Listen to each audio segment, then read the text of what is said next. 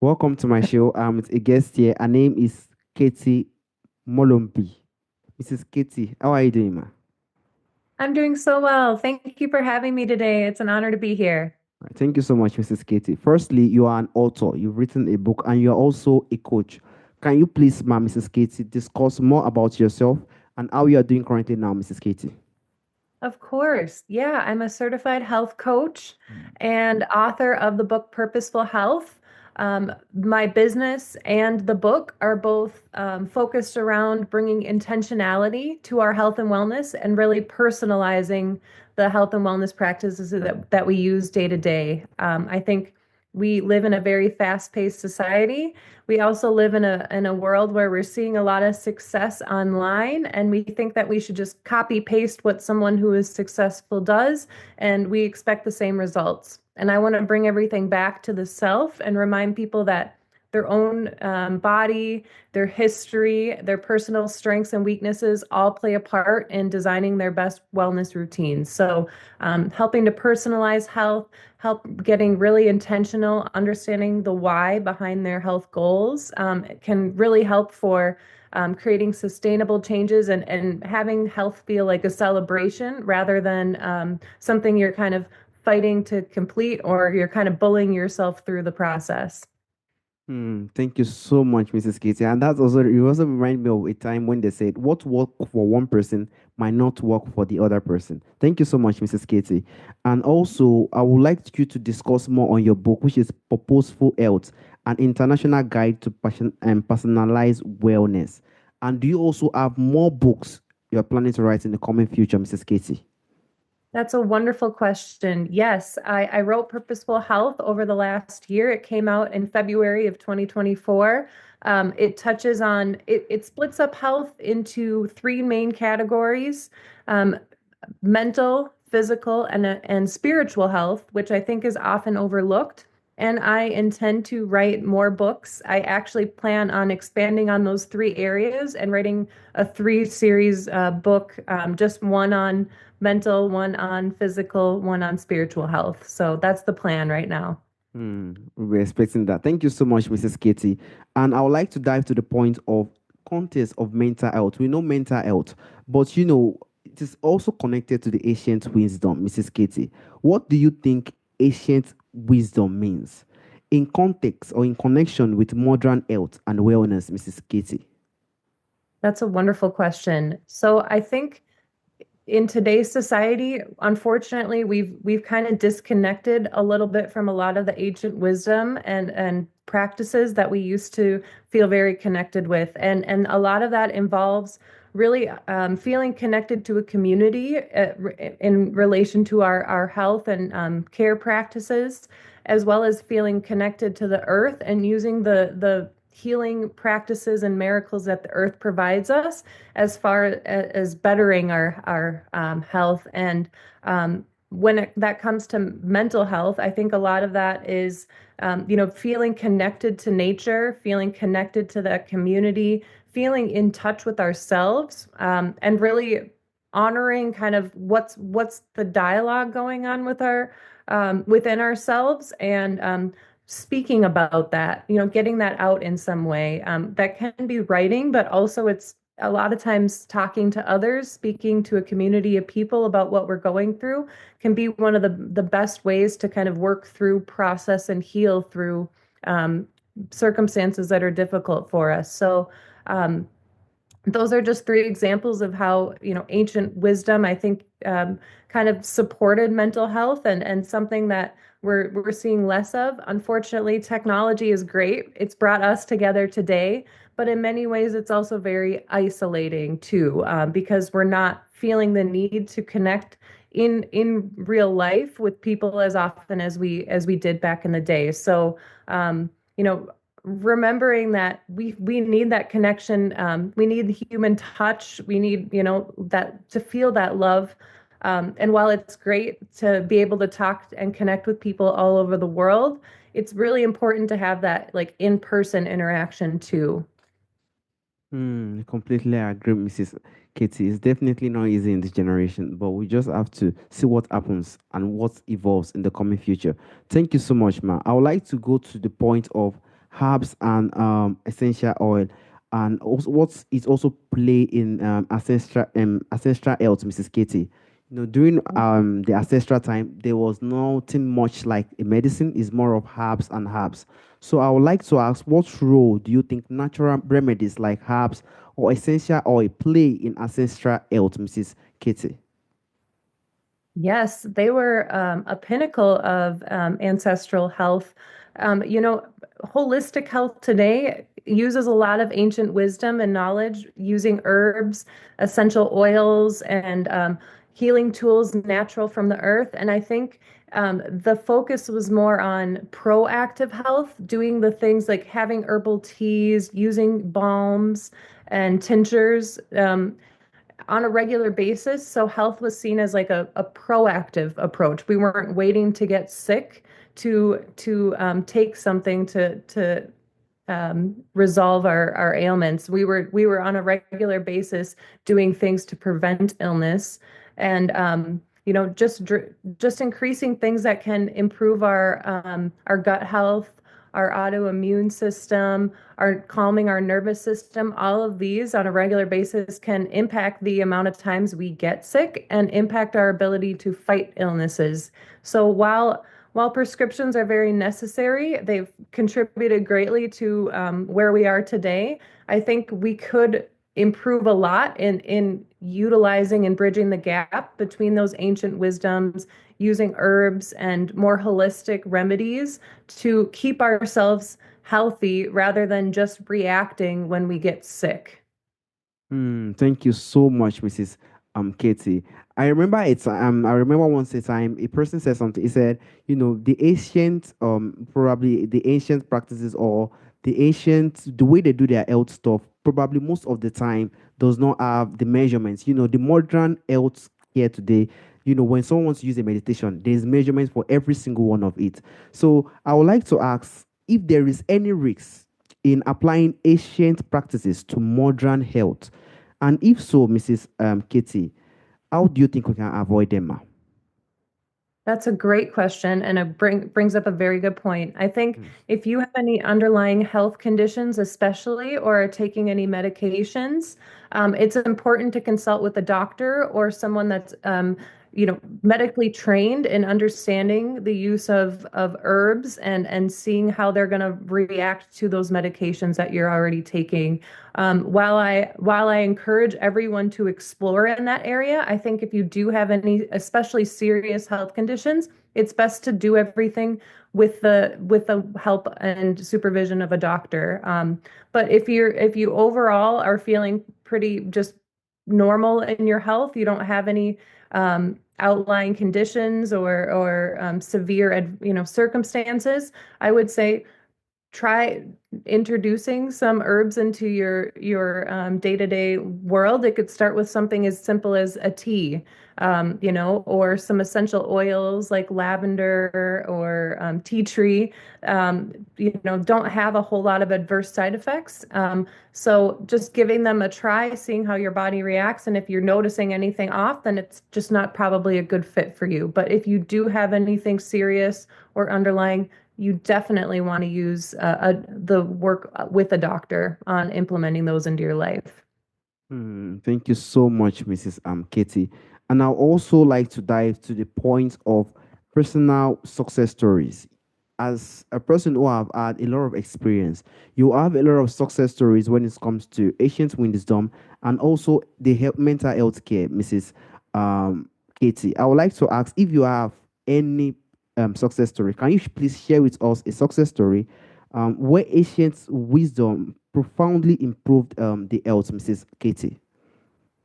Yes. Well, personally, I've learned a lot about herbs and essential oils. I've done a lot of coursework. I'm becoming certified in those areas. So, implementing those into my own health and helping my clients learn about those tools as options for them has been extremely helpful.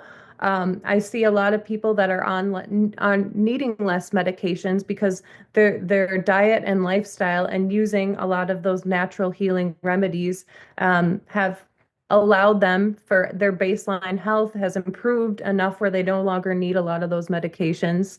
I also think, the ancient wisdoms really they respected the cycles of our seasons as well as circadian rhythm. So respecting our natural lighting and honoring, kind of slowing ourselves down at night. And so by kind of slowing myself down closer to bedtime and removing a lot of that screen time, that's improved my sleep a lot. And I've helped clients supporting them and improving their sleep that way too.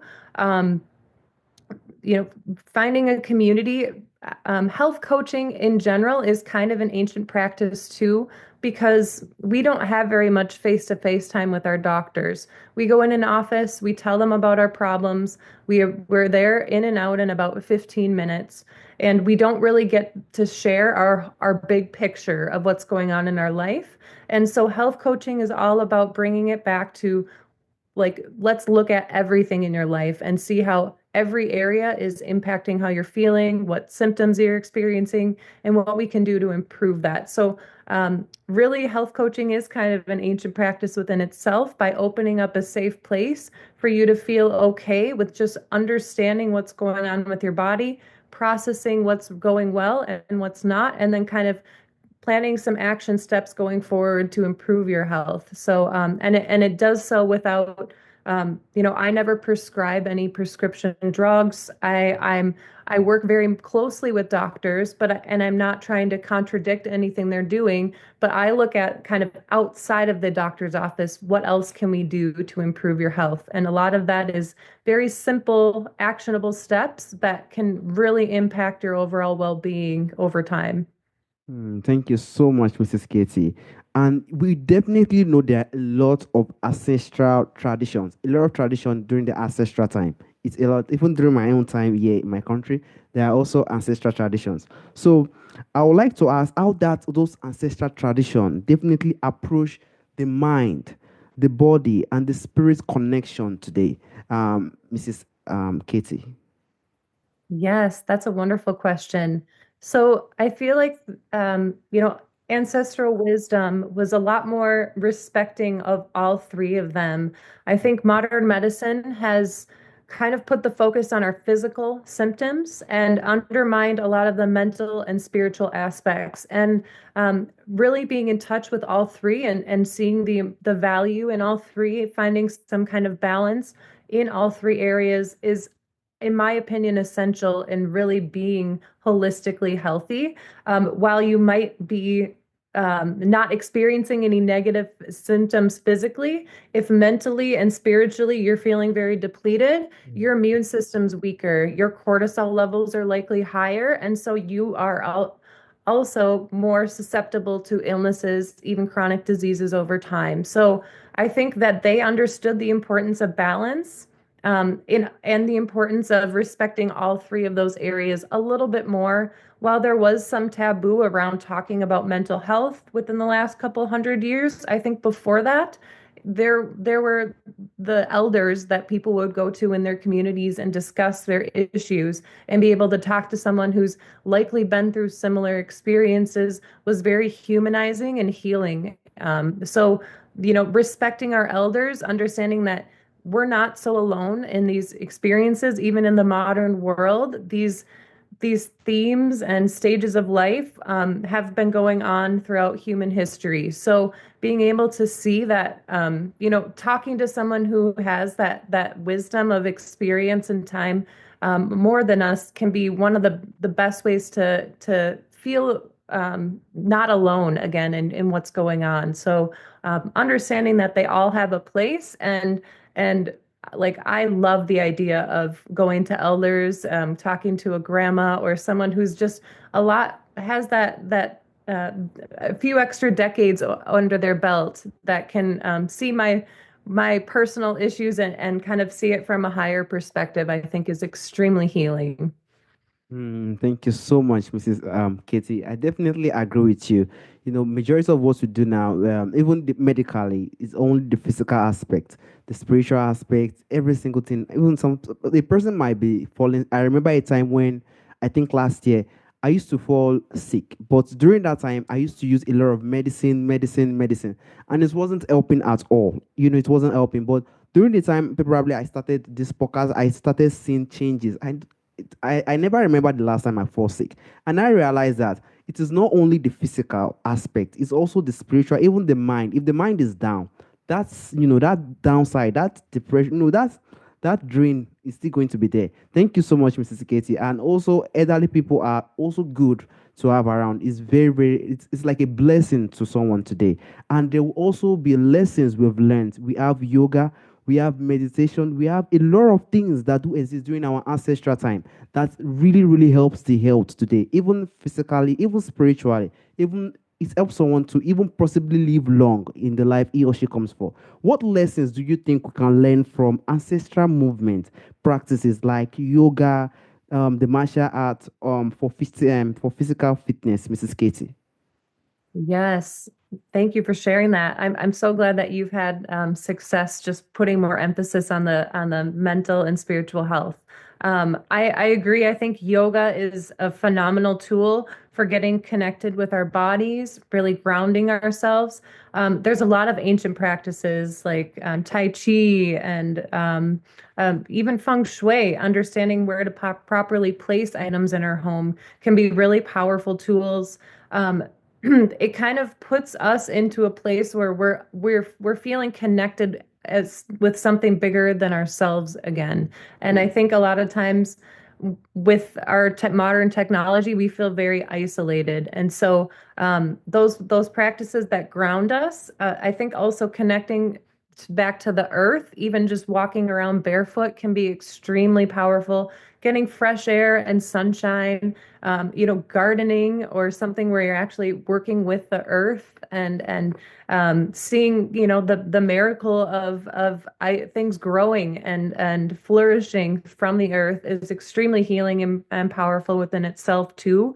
Um, and I don't think there's necessarily one tool that can work for everyone. I think, some people yoga just has never felt um, like they've connected with, and that's okay. But to continue to experiment, try new things, step outside of your comfort zone, and know that we are here today because of the wisdom from our ancestors. So really diving back into those ancient practices, those things that worked well in those societies hundreds, if not thousands of years ago, they're worth looking into, and they do carry weight in what they do for our bodies and our mental, spiritual, and physical health.